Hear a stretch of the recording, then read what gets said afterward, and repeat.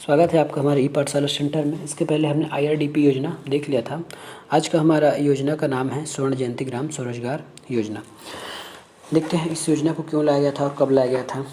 IRDP योजना में जो 5 उप योजना चल रहे थे, IRDP के योजना का उद्देश्य और इसमें जो 5 योजना चल रहे थे उसी को मिलाकर स्वर्ण जयंती या उसी को मर्ज कर एक में मर्ज कर स्वर्ण जयंती ग्राम स्वरोजगार योजना लाया गया। इसके पहले जो 5 योजना थे उसको मिला लिया गया। इसका डेट याद रखिएगा, डेट इसमें पूछ लेता है, इसमें डेट याद रख लीजिएगा। डेट है 1/4/99 1999 को ये लाया गया था। अब IRDP से स्वर्ण जयंती किस प्रकार अंतर है ये देख लीजिए। इसमें उसमें देखेंगे आपने, उसमें समूह निर्माण के लिए कोई जोर नहीं दिया गया था, पर स्वर्ण जयंती ग्राम स्वरोजगार योजना में SHG के निर्माण में भरसक जोर दिया गया कि स्व सहायता समूह बनाया जाए और उस समूह के माध्यम से लोगों की आय को बढ़ाया जाए। समूह की बचत को एक निश्चित राशि रखना होता, समूह को अपनी बचत में से एक निश्चित राशि रखना होता था। ये हो गया। इस स्वर्ण जयंती ग्राम रोजगार में ऐसा ही था कि समूह की एक निश्चित बचत को आपको रखना ही होता था। उसके बाद है अपने में से किसी एक या बाहर के उस सदस्य को उस बचत राशि से आप लोन दे सकते थे। जैसे आपने समूह बनाया है ना, ये आपने समूह बनाया, आप कुछ काम कर रहे हैं, जैसे आप अगरबत्ती का ही पैकेट का काम करते हैं, तो ये आप जैसे आपके समूह में बनाएंगे, बनाकर बाहर बेचेंगे, इसमें जो भी पैसा होगा, जैसे 100 रुपये जैसे फ़ायदा हुआ तो आप इसका 50% या इससे कम आप जो चाहें उसका कुछ पैसा आप अपने आपस में बांट लीजिए, क्योंकि वो आपको मुनाफा है, और कुछ पैसा आप उस समूह में जमा रखिए। अब ये समूह पैसा कब काम आएगा? जब आप लोगों को ही कभी लोन की ज़रूरत पड़ी तो आप कम ब्याज दर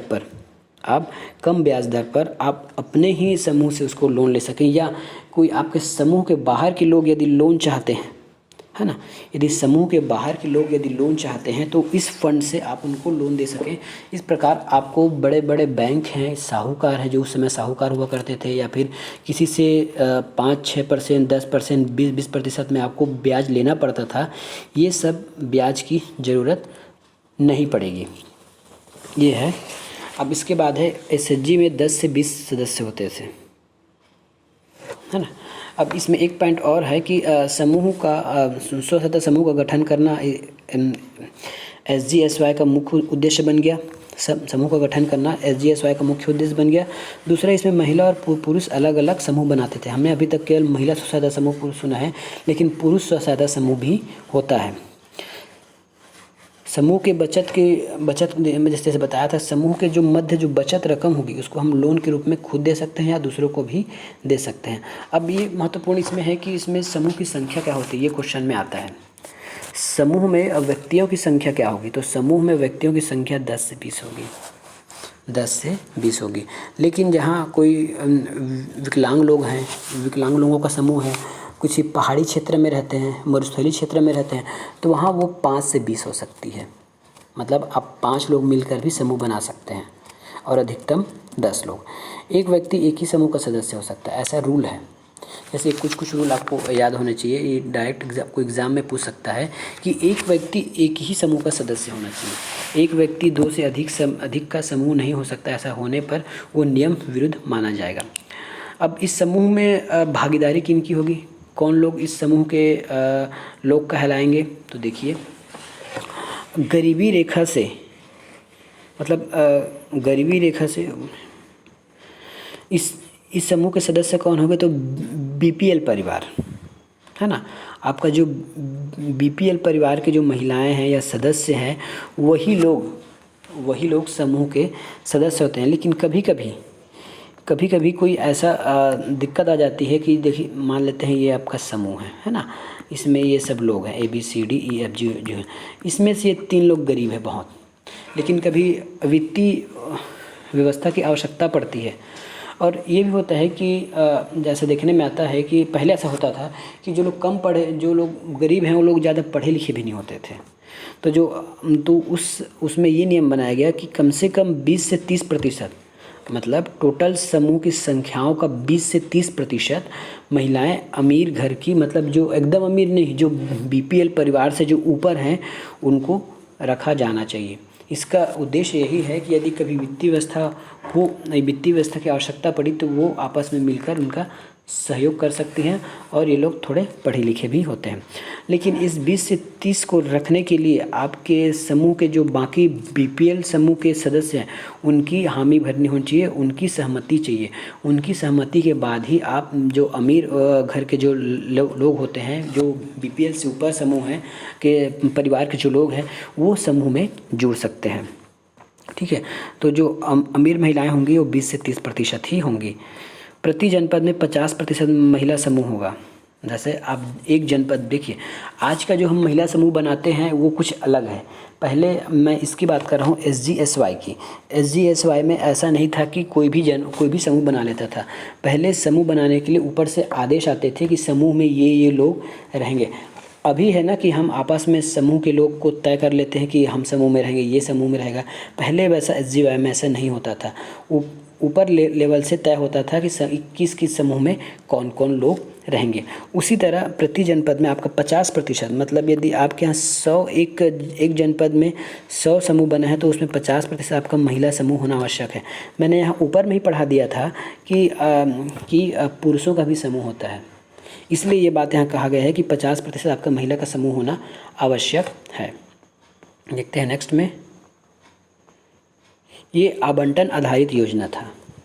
आवंटन वही, जैसे मैंने कहा कि ऊपर से आवंटन आता था कि जैसे 100 रुपये आवंटन आया ऊपर से, जैसे 100 रुपया आवंटन आया ऊपर से, ये 100 रुपये आवंटन आया ऊपर से, तो इस 100 रुपये में जितना समूह बन सकता है आपको उतना ही बनाना है ना। एक बने तो एक बनाइए, 2 बने तो 2 बनाइए, 10 बने तो 10 बनाइए। लेकिन ये आवंटन आधारित योजना है।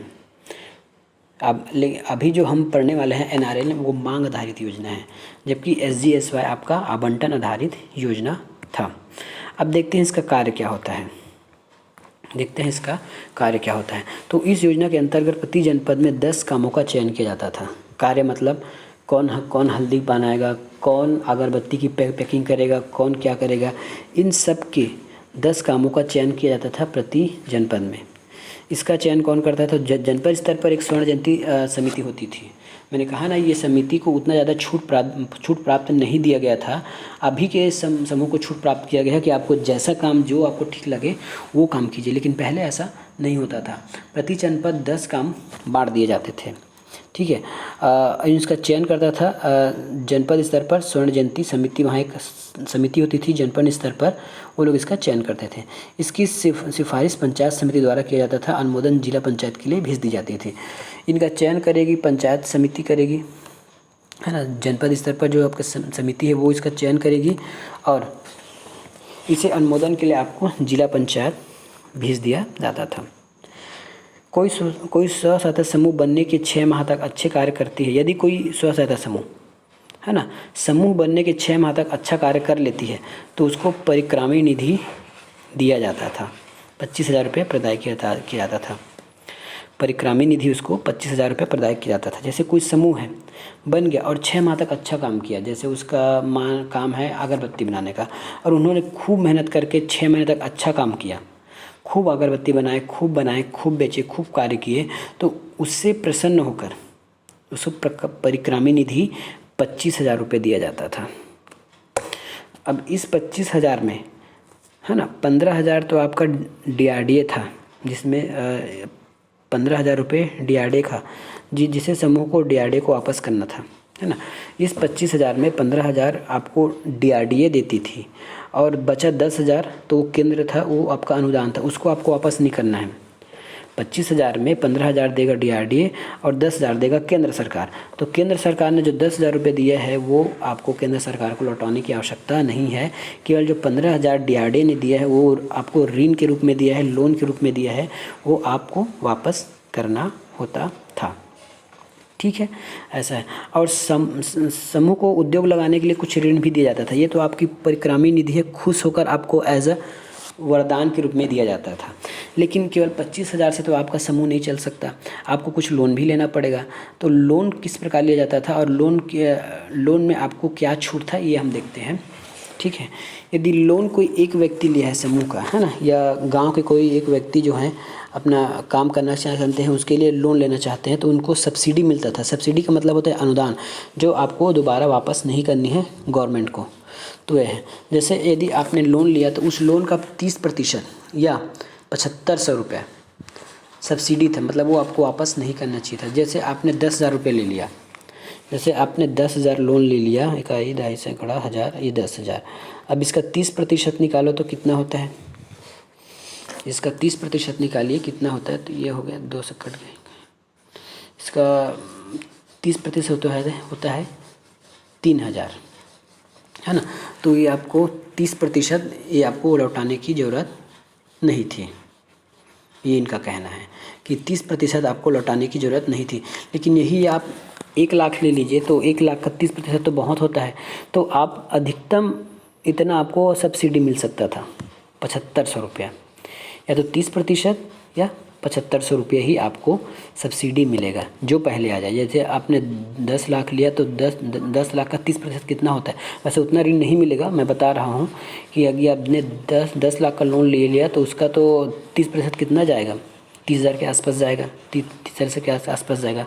तो उतना आपको छूट नहीं होगा, अधिकतम 1500 रुपया आपको छूट दिया जा सकता है, अधिकतम 7500 रुपये आपको छूट दिया जा सकता है।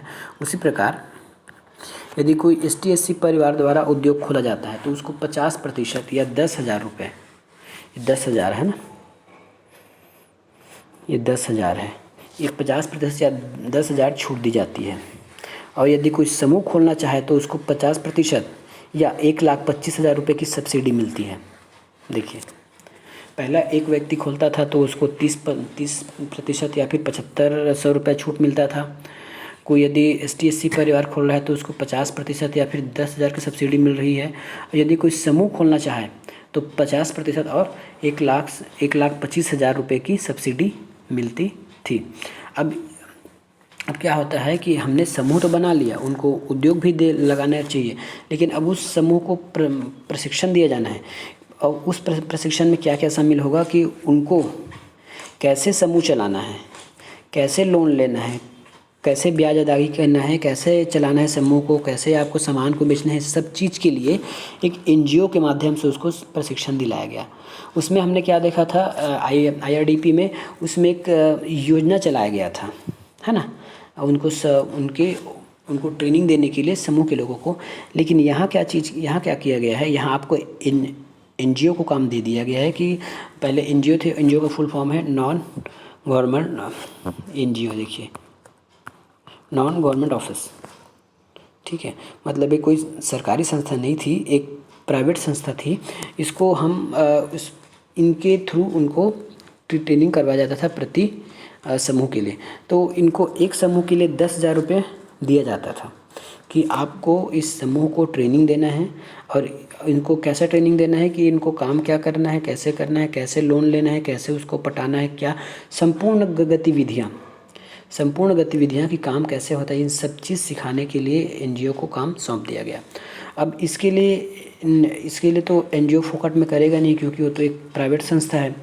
तो NGO को 10,000 रुपये दिया जाता था, वो भी 4 किस्तों में दिया जाता था, जो भी 4 किस्तों में दिया जाता था। अब समझते हैं कि 4 किस्त कैसे दिया जाता था और NGO को ही क्यों दिया गया। देखिए, अब जैसे मैं किस्त पढ़ाते जाऊंगा ना तो आपको ही पता चल जाएगा कि NGO को क्यों दिया गया। देखिए, पहला किस्त ये था समूह बनने पर। पहले क्या, शासन को खुद ही सबको वो करना पड़ता था, प्रोत्साहित करना पड़ता था प्रत्येक समूह को, है ना, उसको खुद जाके उनको बोलना पड़ता था कि आप समूह बनाइए, काम कीजिए, ये कीजिए, वो कीजिए। तो इससे क्या किया, शासन ने सभी काम NGO को दे दिया। और जब कोई NGO पहला समूह बनाता था, है ना, NGO के माध्यम से जब पहला समूह बनता था तो समूह बनते ही NGO को 2,000 रुपये प्राप्त हो जाता था। उसका 20%, मतलब 10,000 का 20%, 2,000 उसको प्राप्त हो जाता था। दूसरा किस्त कब होता था, जब परिक्रमी निधि योग्य होने पर, मतलब जब समूह अच्छा काम करता है। हमने ऊपर पढ़ा है कि जब समूह अच्छा काम करता है 6 महीने तक, बनने के 6 महीने तक जब अच्छा काम करता है तो उसको परिक्रमी निधि दिया जाता है 25,000। अब अच्छा काम मतलब वो अच्छा उसकी आय में वृद्धि हो जाती है तो उस योग्य जब बना लेते हैं तब उसको 3,000 दिया जाता है।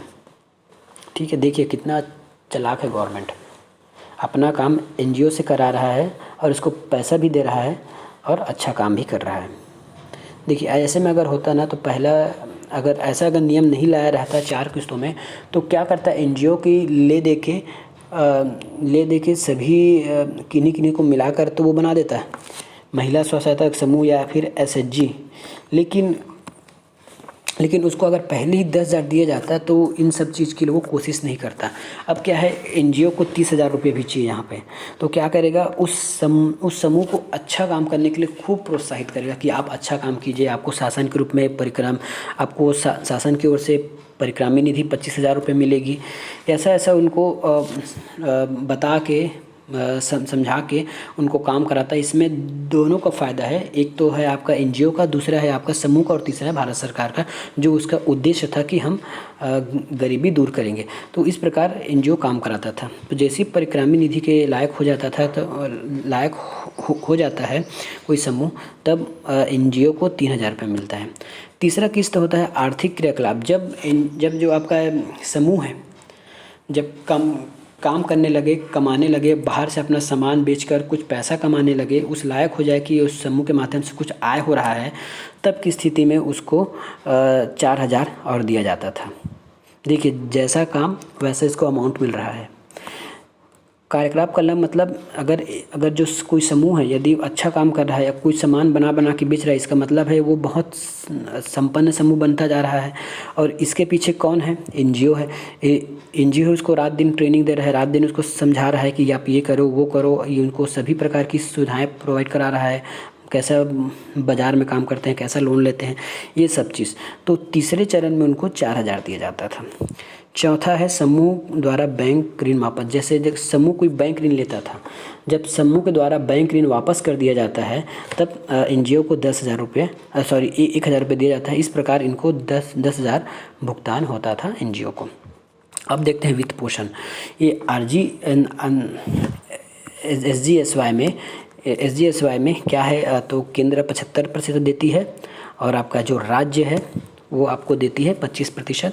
उसी प्रकार पूर्वोत्तर जो 7 कहे जाते हैं सिस्टर, साथ में सिक्किम है, उसके लिए 90 केंद्र देगा, 10 राज्य देगा। और जो यूटी है यूनियन टेरिटरी, उसके लिए केंद्र सरकार 100% फंड प्रोवाइड करता है। तो आज के लिए इतना ही, मिलेंगे नेक्स्ट वीडियो में। धन्यवाद।